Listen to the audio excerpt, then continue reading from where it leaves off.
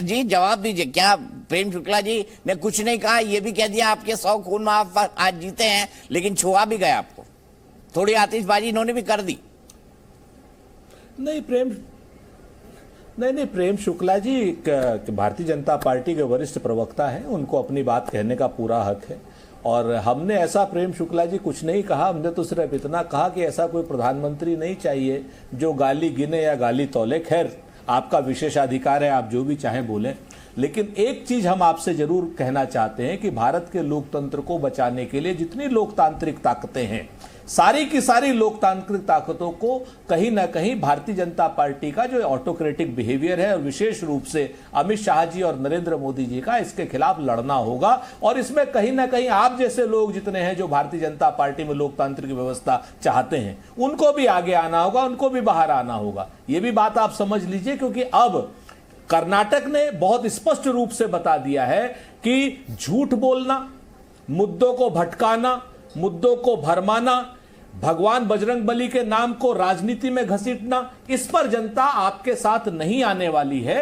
आपको रोजगार देने पड़ेंगे, महंगाई खत्म करनी पड़ेगी, अग्निवीर जैसी योजनाएं वापस लेनी पड़ेंगी, चीन के साथ लाल आंखें दिखा करके कड़ा मुकाबला करना पड़ेगा।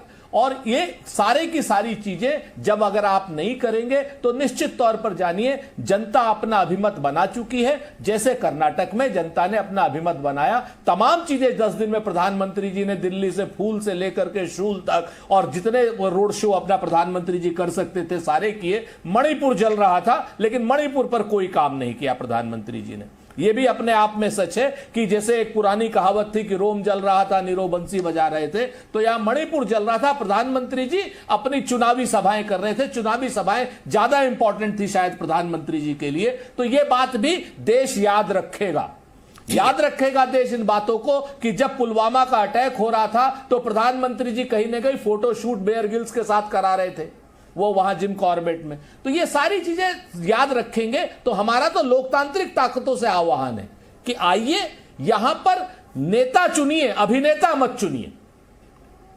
ये इस वक्त की जो सबसे नीड ऑफ द आवर है वो नेता चुनने की, अभिनेता चुनने की नहीं। और सब दलों में अच्छे नेता है, भाजपा में भी अच्छे नेता हम कह सकते हैं। ठीक है, भाजपा में भी अच्छे नेता है, तो कुछ ऐसे अच्छे नेता आएंगे क्या कांग्रेस के खेमे में भाजपा से? इसके खेमे में भाजपा से बिल्कुल आ सकते हैं, क्यों नहीं आ सकते हैं। ये तो देखिए राजनीति, तो हमारे नेता जब कांग्रेस में चले गए, भाजपा में चले गए, तो ये नहीं। अच्छा, ये सुरेश भाई ये बताइए कौन कौन अच्छे नेता हम तो कहते हैं जो जहां है वो अच्छा है। कौन कौन अच्छे नेता है? प्रेम शुक्ला जी कैसे? अरे प्रेम शुक्ला जी बहुत अच्छे नेता है। प्रेम शुक्ला जी को आप टीवी के अलावा देखिए, लोगों की बड़ी मदद करते हैं।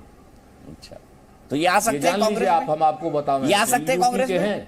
आमंत्रित करेंगे आप इनको? हैं? इनको आमंत्रित करेंगे? तो पहले शिवसेना में, ये तो पहले शिवसेना में थे। हमारी साथी पार्टी शिवसेना में पहले से थे, ऐसी थोड़ी बात है। ये तो इन्हें वो करना है। तब क्या नाम, आप बताइए नितिन गडकरी जी में क्या खराबी है? क्या खराबी है राजनाथ सिंह जी में? लोकतांत्रिक मूल्य, मतभेद हमारे हैं, लेकिन लोकतांत्रिक मूल्यों की तो आप बात कीजिएगा ना। ठीक है, जिस तरीके से जो लोकतांत्रिक आप मान रहे कि लोकतंत्र जिंदा है भारत, जो लोग आप मान रहे हैं सुरेंद्र जी की लोकतंत्र जिंदा है भारत में?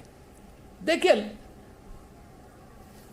लोकतंत्र तो जिंदा है, लेकिन लोकतंत्र की सांस की नाल पर नरेंद्र मोदी जी ने पैर रखा हुआ है। सांस की नाल पे पैर रखा हुआ है। लोकतंत्र जिंदा है, लोकतंत्र की नाल पर नरेंद्र मोदी जी ने पैर रखा हुआ है और यही पैर हटाना है।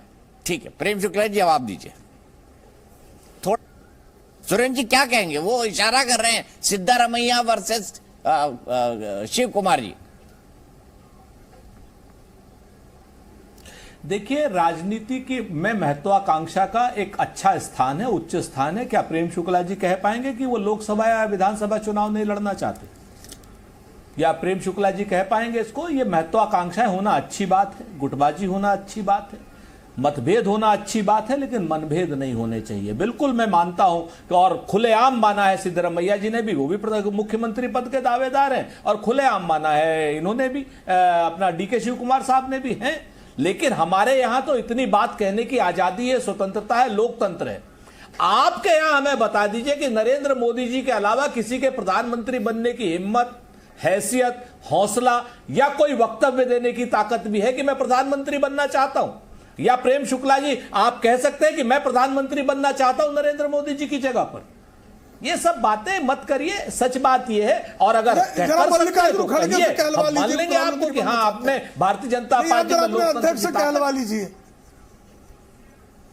नहीं जरा अपने अध्यक्ष से कहलवा लीजिए कि प्रधानमंत्री उन्होंने तो कहा है मल्लिकार्जुन खड़गे जी। अभी तो अभी अच्छा एक मिनट, प्रेम भाई आज हमारा झगड़ा करने का कांग्रेस के प्रवक्ता ने घोषित किया सुनिए, प्रधानमंत्री पद का प्रत्याशी मल्लिकार्जुन खड़गे घोषित, कर्नाटक से प्रधानमंत्री होगा।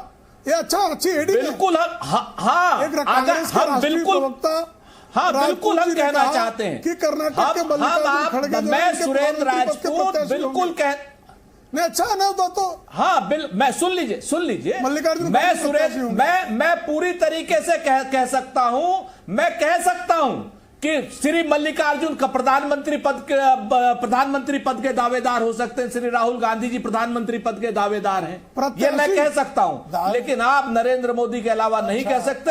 हिम्मत हो तो कह लीजिए, कहिए आप, अगर है हिम्मत तो कहिए कि नरेंद्र मोदी जी आप प्रधानमंत्री बनना चाहते हैं। हमारा नेता कोई पिद्दियों का नेता थोड़े हमारा। अरे भाई अब देखो, अगर बिलो द बेल्ट वार करोगे तो निश्चित तौर पर सुनोगे। ये इद्दी पिद्दी की बात छोड़ो, ये कुत्तागिरी छोड़ दो आप। आपके यहाँ